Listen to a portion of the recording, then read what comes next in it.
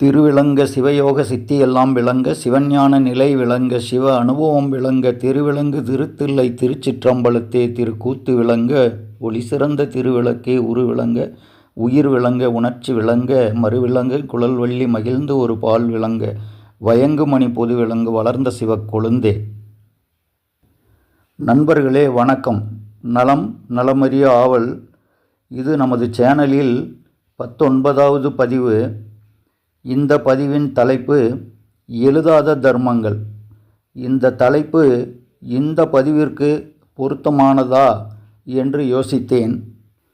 சரி, இயக்கம் அவனுடையது, எனவே பொருளடக்கம் சரியாக அமைய வேண்டும் என்று இறைவனை பிரார்த்தனை செய்து கொண்டு பதிவை தொடர்கிறேன். நான் இந்த பதிவிற்கான நிகழ்வுகளை எழுதி கொண்டிருந்த நேரத்தில் எனக்கு வாட்ஸ்அப்பில் ஒரு பதிவு வந்தது. கடலூரிலிருந்து ஒரு நண்பர் அதை பதிவிட்டு இருந்தார். அதில் ஒரு இஸ்லாமிய நண்பர், அவர் பெயர் திரு பக்கீரான். அவர் நமது வடலூர் வள்ளல் பெருமான் அவர்களின் சமரச சுத்த சன்மார்க்க சங்கம் சத்திய ஞான சபையில் நடந்து கொண்டிருக்கும் அன்னதானத்திற்கு 100 மூட்டை அரிசி, 20 டன் காய்கறி, 5000 வாட்டர் பாட்டில்களை தைப்பூச விழாவிற்காக அனுப்பி வைத்துவிட்டு 1 நிமிடம் மட்டுமே அதை பற்றி பேசினார். அவர் வருடத்திற்கு 10 டன் வரை காய்கறி, அரிசி மூட்டைகள் மற்றும் அன்னதானத்திற்கு தேவையான பொருட்களை அனுப்புவதாக கூறினார். இதை பதிவிடும் தகுதி கூட எனக்கு இல்லை என்றுதான் நான் கருதுகிறேன். இருந்தாலும் இந்த பதிவை காணும் எனது அன்பர்களுக்கு இதை தெரிவிக்க வேண்டும் என்ற ஆவலில் பதிவு செய்கிறேன். அதற்காக வள்ளல் பெருமானிடம் மன்னிப்பும் கேட்டுக்கொள்கிறேன்.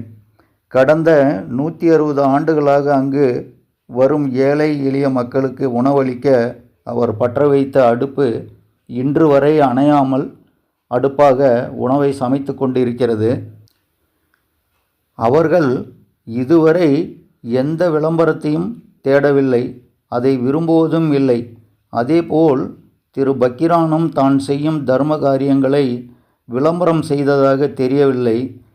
திரு பக்கீரான் போல் 1000 பேர் இதை செய்து கொண்டு இருப்பார்கள். இதுவும் எழுதாத தர்மமே. இதை பதிவிடுவதில் பெருமை கொள்கிறேன். நண்பர்களே, அடுத்து எனது வாழ்வில் நடந்த ஒரு விஷயத்தை இங்கே பதிவிடுவது பொருத்தமாக இருக்கும் என்று கருதுகிறேன். எங்கள் குலதெய்வ கோயிலில் திருப்பணி செய்ய தொடங்கினேன். ஒரு கட்டத்தில் பொருளாதார நெருக்கடி வந்தது. என்ன நடந்தாலும் திருப்பணிகளை முடித்து எங்கள் சித்தரின் கட்டளைப்படி ஸ்ரீ முருகப்பெருமானை பிரதிஷ்டை செய்து கும்பாபிஷேகம் செய்துவிட வேண்டும் என விடாமுயற்சியுடன் செயல்பட்ட நேரத்தில் எனது நண்பர் திரு ராஜா சிங் செல்வராஜ் அவர்கள் உரிய நேரத்தில் உதவிகளை செய்து கொடுத்தார். கடந்த ஆண்டு அது சிறப்பாக நடத்தி முடித்தோம். நண்பர்களே, இதில் சிறப்பு என்னவென்றால் அவர் ஒரு கிறிஸ்துவ நண்பர் என்பதுதான். சமயங்களையும் மதங்களையும் தாண்டி இவர்கள் செய்த உதவிகள் எழுதாத தர்மம்தானே. இதை பதிவிடும் நேரத்தில் எனது வாழ்வில் நடந்த இன்னொரு நிகழ்வையும் இங்கே பதிவு செய்கிறேன். ஒரு 12 ஆண்டுகளுக்கு முன் என் மனைவிக்கு ஒரு விபத்து ஏற்பட்டு தலையில் அடிபட்டது. ஐசியூவில் அவர்களை அட்மிட் செய்திருந்தார்கள். நான் அந்த நேரத்தில் 200 கிலோமீட்டருக்கு அப்பால் ஒரு ஃபேக்ட்ரியில் மிஷினரிஸை எரெக்ஷன் செய்துகிட்டு இருந்தேன். எங்கூட எனது கம்பெனியில் வேலை பார்த்த நண்பர்களும் ஒரு 4-5 பேர் உடன் இருந்தார்கள். அவர்களெல்லாம் அங்கே தங்கிவிட்டார்கள். இந்த தகவலை எனது அன்பு மகள் ஃபோனில் அழுது கொண்டே எனக்கு தெரிவித்தாள். உடனே அங்கிருந்து ஜீப்பை எடுத்துக்கொண்டு நான் புறப்பட்டேன். வரும் வழிகள் நெடுகளெல்லாம் ஒரே மழை, சரியான மழை பொழிந்து கொண்டிருக்கிறது. நான் தனியாக அந்த ஹைவே சாலையில் ஜீப்பில் டிரைவிங் செய்து கொண்டு வந்து கொண்டு இருக்கிறேன். எங்கு அப்போ அந்த ஹைவே சாலை வேலை நடந்து கொண்டு இருக்கிறது, எங்கு மேடு பள்ளம் இருக்கிறது, எங்கு என்ன நடந்து கொண்டு இருக்கிறது என்றே தெரியாத சூழ்நிலையில் வரும் வாகனங்களை பின்தொடர்ந்து மெதுவாக வந்து கொண்டிருக்கிறேன். எனது சகோதரர் ஊரிலிருந்து எனக்கு அடிக்கடி ஃபோன் செய்து என்னிடம் பேசிக்கொண்டே இருக்கிறார். அப்படி ஒரு இக்கட்டான ஒரு நிலை, மன இறுக்கத்தோடு நான் கிட்டத்தட்ட ஒரு 4 மணி நேரம் டிரைவிங் செய்தேன். ஒரு 11 மணி 12 மணி அளவில் ஹாஸ்பிட்டல் வந்து சேர்ந்தபோது என் மனைவி அருகில் போய் நின்றேன். என்னை அடையாளம் தெரியவில்லை. தலையில் அடிபட்டு இருந்ததால் அந்த நேரத்தில் கொஞ்சம் அந்த மெமரி லாஸ் ஆகி சிரமப்பட்டுக்கிட்டு இருந்தாங்க. அன்று இரவு முழுவதும் ஐசியூ வார்டுக்கு வெளியில் சேரில் அமர்ந்தவன், உறக்கமும் இல்லை, உணவும் இல்லை. அடுத்து என்ன நடக்குமோ என்ற பயம். ஏன்னா தலையில் அடிபட்டுடுச்சு அப்படின்னாலே பிரெயின் வந்து வீக்கமடையும். இப்போ நம்ம உடம்பில் வெளியில் கை கால்களில் அடிபட்டால் என்ன ஆகும் அப்படின்னா, அதனுடைய வீக்கம் வந்து நம்ம பாடிக்கு வெளியில் வந்து தெரியும். அந்த வீக்கம் வந்து வெளியில் தான் இருக்கும். அது வந்து ட்ரீட்மெண்ட்டில் மறுபடியும் சரியாகி அது பூரணமாகும். ஆனால் தலையில் அடிபட்டு விட்டால் அந்த பிரெயினானது அந்த உள்ளேயே வந்து அந்த கவர்க்குள்ளேயே மண்டை ஓடு இருக்கே அதுக்குள்ளவே வந்து அதை ஃபுல்லாக அந்த வீக்கம் இருக்கும். அதனால் வந்து நிறையா உடல் ரீதியான பாதிப்புகள் இருக்கும். ஞாபகமும் சரியாக இருக்காது. அதை சரி செய்வது என்பது அது மருத்துவரால் கூட அந்த நேரத்தில் சரியான முடிவு எடுக்க முடியாது. ஏனென்றால் மூளை வந்து வீக்கமடையும். அந்த நேரத்தில்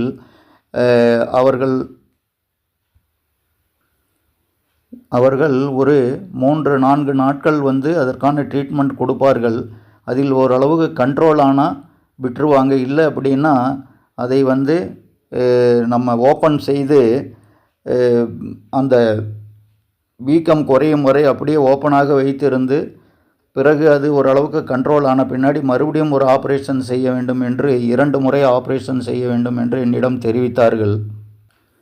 அந்த நேரத்தில் விடிய விடிய என்ன செய்வதென்று புரியவில்லை. நடைபெணம் போல ஒரு பொண்ணு இருக்காளே, ஏதாவது ஆயிடுச்சுன்னா, ஏன்னா தலையில் அடிபட்டுருக்குது அப்படின்னாலே அது பெரிய ஆபத்து இல்லையா, ஏதாவது ஆயிட்டா என்ன ஆகிறது, வாழ்க்கை என்ன ஆகுறதுன்னு பல யோசனைகள், கஷ்டங்கள். அந்த மாதிரி நேரத்தில் நண்பர்களுக்கு இந்த விஷயங்களை தெரியப்படுத்துகிறேன்.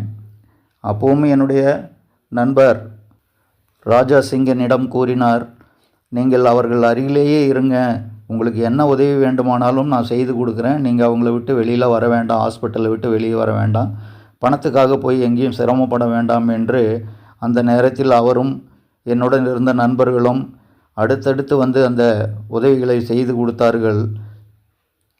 இறைவன் அருளால் ஆப்ரேஷன் எதுவுமே செய்யாமல் எனது மனைவி குணமடைந்து வந்தார்கள் என்பதையும் இங்கே பதிவு செய்கிறேன். அவர்கள் அந்த நேரத்தில் செய்த அந்த உதவி கூட எழுதாத தர்மம் தானே. அடுத்து நண்பர்களே, நான் ஒரு பதிவிற்காக ஸ்கிரிப்டை எழுதும் நேரங்களில் இறைவன் சில விஷயங்களை அறிவுறுத்துவார் அல்லது கண்முன் காட்டுவார். அது போன்ற ஒரு நிகழ்வு ஸ்ரீ அரங்கநாத பெருமாள் கோயிலில் அவரை தரிசனம் செய்ய எங்கள் ஊரில் உள்ள ஆலயம் சென்றேன். நாம் தரிசனம் முடித்துவிட்டு வெளியில் வரும் வழியில் இருபுறமும் நாம் அளிக்கும் காணிக்கைகளை வாங்குவதற்கான வயதான பெரியவர்கள் அமர்ந்து இருப்பார்கள். ஒரு 25-30 பேர் இருப்பார்கள். அங்கே சைக்கிளில் டீ எடுத்து சென்று வியாபாரம் செய்யும் நண்பர் ஒருவர் வந்தார். பெரிய ட்ரம் ஒன்று சைக்கிளில் கட்டப்பட்டு இருந்தது. அதற்கு தேவையான பேப்பர் கப், ஃப்ளாஸ்க் எல்லாம் வைத்து இருந்தார். இன்னொரு சிறிய ட்ரம்மில் டீ இருந்தது. அதை எடுத்தார். அங்கு இருபுறமும் அமர்ந்து இருந்த அவர்களுக்கு முன் அந்த பேப்பர் கப்பை வைத்து அதில் டீயை நிரப்பினார். அவர்களும் எடுத்து மகிழ்ச்சியாக டீயை குடித்தார்கள். ஒரு டீ 10 ரூபாய் என்று கணக்கிட்டால் கூட 300 ரூபாய் ஆகும். அந்த ஒரு நாள் வருமானம் அவருக்கு அவ்வளவுதான் கிடைக்கும். அதை அவர் தானமாக செய்தது பார்ப்பதற்கு அரங்கநாதரின் செயல்பாடு போலவே இருந்தது. இந்த நிகழ்வை கண்ட எனக்கு அதுவும் எங்கும் எழுதப்படாத தர்மமாகவே தோன்றியது. நண்பர்களே, அடுத்த அழகான நர்ஸ் பற்றிய பதிவு. நான் வேலை பார்த்த நிறுவனத்திற்கு அருகில் ஒரு ஹாஸ்பிட்டல் இருந்தது. அங்கே ஒரு அழகான நர்ஸ் வேலை பார்த்து வந்தாங்க. கொள்ளை அழகு என்பார்களே அப்படி. நிறுவனத்தில் வேலை பார்த்த நேரத்தில் எனக்கு கையில் அடிபட்டது. காயம் ஏற்பட்டு ரத்தம் ஒழுகிறது. உடனே என்னுடன் வேலை பார்த்த நண்பர் என்னை ஹாஸ்பிட்டல் அழைத்துச் சென்றார். எனது கையை பார்த்தவுடன் அந்த பெண் ஓடோடி வந்து என் அருகில் அமர்ந்து கொண்டு கையை பிடித்து தனது மடியில் வைத்து கொண்டார். இன்னொரு நர்ஸிடம் கிளீனிங் செய்ய தேவையான இந்த ஃபஸ்ட் எய்டு மெட்டீரியல்ஸ் எல்லாம் எடுத்து வர சொல்லி எனக்கு அவர் அன்பு கலந்த அந்த சேவையை செய்தார். இதை பார்த்த எனது நண்பர், சிவா, எனக்கும் கொஞ்சம் அடிபட்டு இருந்தால் நல்லா இருக்கும் என்று என்னை கிண்டல் செய்தார். ஃபேக்ட்ரிக்கு வாங்க, கையை வையுங்க, சுத்தியால் 2 அடி அடிக்கிறேன், பிறகு வந்து நீங்களும் ட்ரீட்மெண்ட் எடுத்துக்கொள்ளலாம் என்று அவரை கிண்டல் செய்தேன். எனக்கு அப்போது 23 வயது தான் இருக்கும். மறுபடியும் 2 முறை ஹாஸ்பிட்டல் சென்று ட்ரீட்மெண்ட் எடுத்து வந்தேன். எனக்கும் அவள் மீது காதல் வந்துவிட்டது. அங்கே ஒரு ஜன்னலும் இருந்தது எட்டி பார்ப்பதற்கு. இந்த காலகட்டத்தில் நான் வறுமையில் இருந்ததால் எனது வறுமை காதலையும் கடந்து வர துணையாக இருந்தது. எனக்கு அது காதல், ஆனால் அந்த பெண்ணிற்கு அது சேவை தானே. நண்பர்களே, இது கூட எழுதாத தர்மம் தானே. எனது வறுமையும் தனிமையும் நீண்ட காலம் எனக்கு துணையாக வந்தது. அவை இரண்டிற்கும் நன்றி கூறி அனுப்பிவிட்டு அந்த காலங்களில் எனக்கு துணையாக நின்ற அன்பு உள்ளங்களுக்கும் எனது ஆத்ம ரீதியான நன்றியை அர்ப்பணித்துவிட்டு பதிவை தொடர்கிறேன். அடுத்து நான் பதிவு செய்யும் இந்த தர்மமானது இவ்வுலகில் நிகழ்ந்து கொண்டிருக்கும் தர்மங்களிலேயே இதையே மிக உயர்வான தர்மமாக எண்ணுகிறேன். அதை பார்க்கலாம். நான் வேலை செய்த ஒரு ஃபேக்ட்ரியில் 1500 பேர் வேலை செய்து கொண்டு இருந்தார்கள். அவர்கள் பயன்படுத்தும் கழிவறைகள், டாய்லெட் ஆங்காங்கே ஒரு 10-15 இடங்களில் இருக்கும். அவற்றை தினமும் சுத்தம் செய்து நீட்டாக வாஷ் பண்ணி அதற்கு கமகம என மனம் வீசும் வாசனை திரவியங்களையும் தெளித்து அந்த பணியை செய்து வந்த முத்து, ரங்கன், பழனி, சரோஜா, வசந்தா என்ற பெண்கள், இவர்களை நினைவு கூர்ந்து இங்கே அவர்களின் பெயரை பதிவு செய்கிறேன். இவர்களைப் போல் இந்த உலகில் கோடிக்கணக்காக இருப்பார்கள்.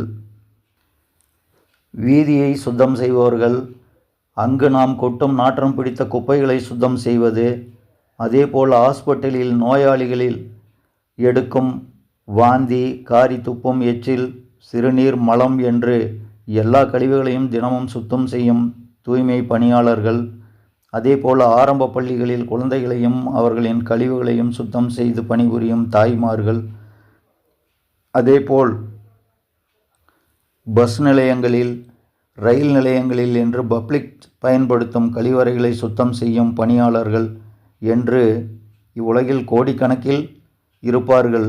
இவர்கள் அந்த வேலையை செய்துவிட்டு எப்படி உணவு அருந்துவார்கள் என்று எண்ணும் பொழுது வியப்பாக இருக்கிறது. இவர்கள் நினைத்தால் வேறு ஏதாவது ஒரு வேலையை தேடிச் சென்று அதை செய்தும் வாழ முடியும். ஆனால் அவர்கள் அப்படி செய்யாமல் இப்படிப்பட்ட பணிகளை செய்ய அவர்களின் வாழ்க்கை சூழல், வறுமை, கஷ்டம், கட்டாயம், படிப்பு இல்லை, வேறு வேலை இல்லை என்று என்ன காரணங்கள் வேண்டுமானாலும் இருக்கட்டும், நாம் அங்கே அசுத்தம் செய்துவிட்டு கொஞ்சம் தண்ணீரை ஊற்றிவிட்டு வரக்கூட ஒப்பில்லாமல் வருகிறோம். நமது வீட்டில் உள்ள நாம் பயன்படுத்தும் கழிவறைகளை சுத்தம் செய்யவே நம்மால் முடியாமல் தயக்கம் காட்டுகிறோம். நீ செய், நான் செய் என்று நமக்குள் சண்டையும் நடப்பது உண்டு. ஆனால் மேற்கூறிய இவர்கள் பணியை எழுதாத தர்மம் என்று கூறுவதை தவிர எனக்கு வேறு ஒன்றும் புலப்படவில்லை. நண்பர்களே, அவர்களிடம் அன்பாக 2 வார்த்தைகள் பேச வேண்டும் என்று நாம் அருகில் சென்றால் கூட அவர்கள் கொஞ்சம் நம்மை விட்டு விலகியே நிற்பார்கள். அவர்கள் செய்யும் வேலை அப்படி என்பதால் நமது அருகில் வரவே தயங்குவார்கள். அது அவர்களுக்குரிய பண்பு. கமலஹாசனை போல் கட்டிப்பிடித்து பாராட்டவா முடியும்? அதுவும் கொஞ்சம் சிரமம்தானே. நாமும் அவர்களிடம் கொஞ்சம் பண்புடன் நடந்து கொள்வோம். நாம் சாப்பிட்ட மிச்சம் மீதியை கொடுத்து அனுப்பாமல் நல்ல உணவு கொடுத்து உபசரிப்போம். இது அந்த இறைவனுக்கே செய்யும் தொண்டாகும். நண்பர்களே, கிழிந்த துணியை, அருந்த செருப்பை தைத்து கொடுப்பது கூட தர்மம் தானே. அடுத்து, நாட்டின் பாதுகாப்பு துறையில் பணிபுரியும் இராணுவ வீரர்களின் தர்மம். இதை உச்சபட்ச தியாகம் என்றே சொல்லலாம். நாட்டிற்காக, நாட்டு மக்களுக்காக தங்களின் குடும்பங்களை விட்டு பிரிந்து, தங்களின் வாழ்க்கையை இழந்துவிட்டு, எல்லையில் கடும் குளிரிலும் பனியிலும் உண்ண முடியாமல் உறங்க முடியாமல் நின்று போராடி சில நேரங்களில் உயிரையும் தியாகம் செய்யும் அவர்களின் பணி ஈடு இணையற்ற எழுதாத தர்மம்தானே. மேலும் தாயின் அன்பு, தந்தையின் கடமை, ஆசிரியரின் அர்ப்பணிப்பு, மருத்துவரின் சேவை, தன்னலமற்ற ஒரு தலைவனின் மக்கள் சேவை, காமராஜர் ஐயா போல மகான்களின் அருளுரை, நற்சான்றோரின் அறிவுரை, சிறந்த கல்வியாளரின் வழிகாட்டுதல் என்று கூறிக்கொண்டே போகலாம். இதுபோன்று கல்விக்காக, மருத்துவத்திற்காக, சுகாதாரத்திற்காக, உணவுக்காக, பாதுகாப்பிற்காக என்று தங்கள் வாழ்க்கையை அர்ப்பணித்து வாழ்ந்து கொண்டிருக்கும் உலகில் உள்ள அனைத்து நற்பணியாளர்களுக்கும் நன்றியை உரித்தாக்கம் செய்துவிட்டு, இறுதியாக இல்லை, தொடர்ச்சியாக எப்பொழுதும் பாசிட்டிவ் சிந்தனை தானே இருக்க வேண்டும். நமது வள்ளல் பெருமான் 160 ஆண்டுகளுக்கு முன் ஏழைகளின் பசியை போக்க ஏற்றிய தீபம், அதில் இன்று வரை அணையாமல் எரியும் அடுப்பு. அந்த காலகட்டத்தில் அது ஏட்டில் எழுதிய தர்மமும் இல்லை, பாட்டில் பாடிய தர்மமும் இல்லை. அது ஏழைகளின் பசியை போக்கிட தீ மூட்டிய தர்மம் என்று பறைசாற்றி கொண்டு, வாடிய பயிரை கண்டபோதெல்லாம் வாடினேன் என்ற அந்த தெய்வத்தால் எழுதப்பட்ட தர்மத்தையும் வணங்கி இந்த பதிவை நிறைவு செய்கிறேன். இந்த பதிவை காணும் எனது நண்பர்கள் நல்வாழ்வு வாழ ஏக இறைவனை வணங்கி மீண்டும் அடுத்த பதிவில் சந்திக்கும் வரை நன்றி கூறி விடைபெறுகிறேன். வணக்கம்.